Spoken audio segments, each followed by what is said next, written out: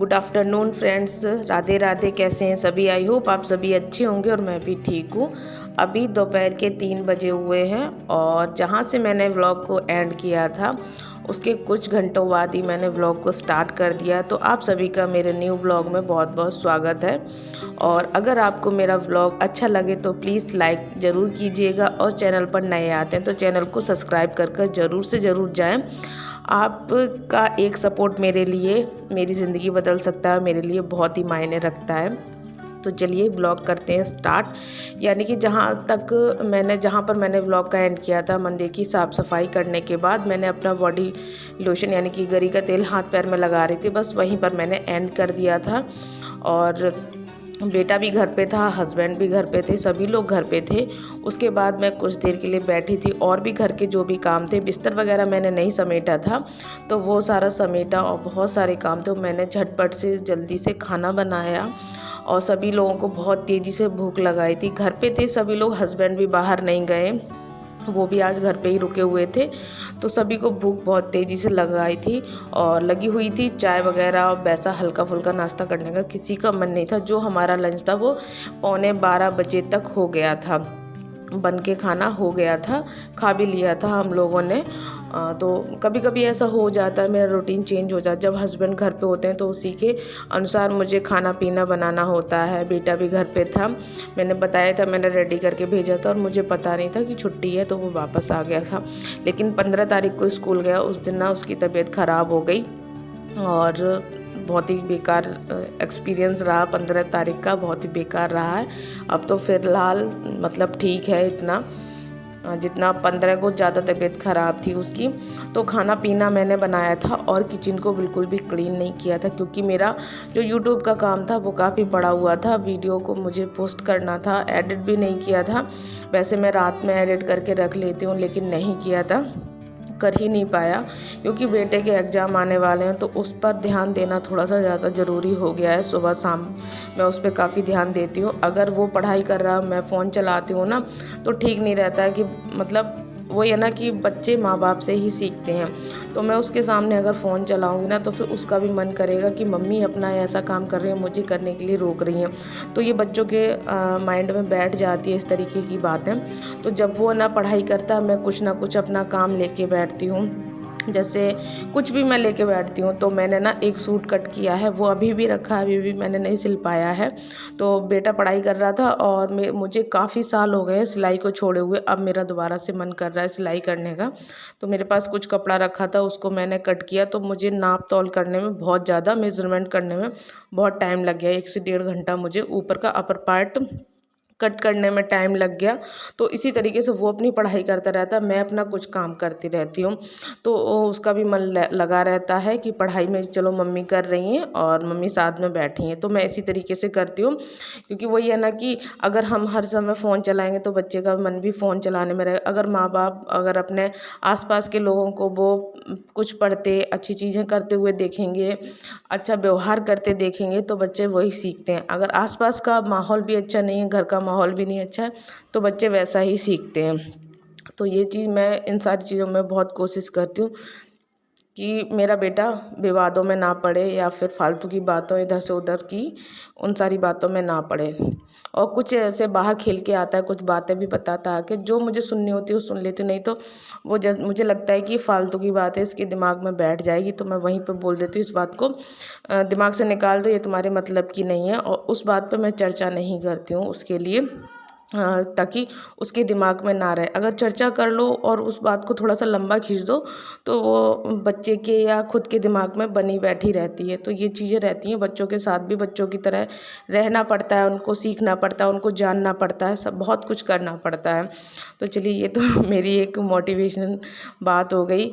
मतलब मैं अपना एक्सपीरियंस बता रही हूँ, ज़रूरी नहीं है हर बच्चा ऐसा हो, सबका अलग अलग नेचर होता है, सबकी अलग अलग मानसिकता होती है, सबका अपने अपने बच्चों का डांटने का तरीका अलग होता है। कोई मार के डांटता है, कोई मतलब प्यार से डांटता है, कोई मतलब शब्दों से ही समझ जाता है, कोई है ना आँखों से ही समझ जाता है। सबके बच्चे की माँ बाप की क्वालिटी जो होती है वो बहुत ही अलग अलग होती है।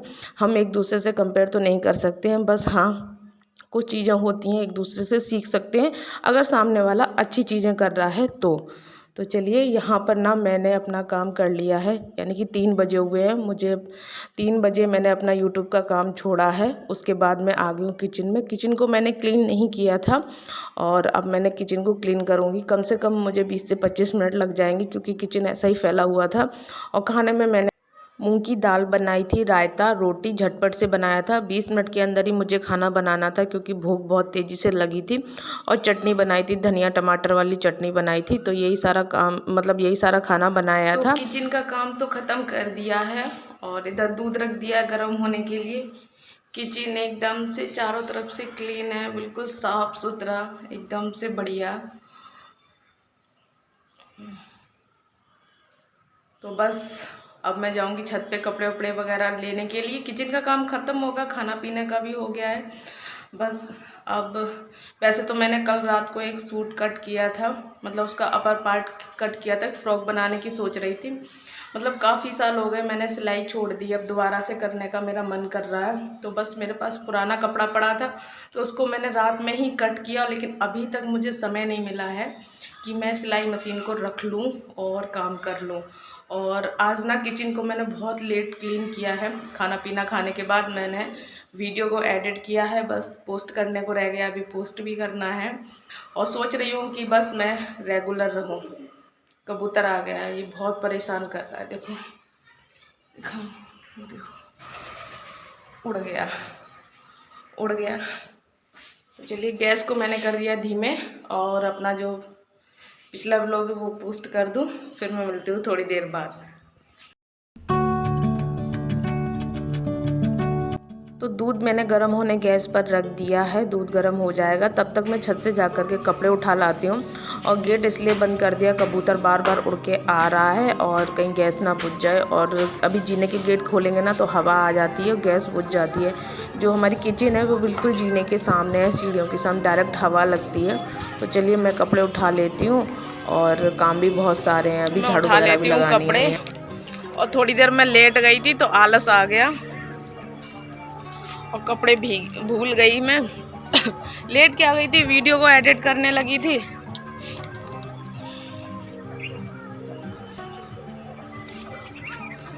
और आज भी काफी हवा चली है।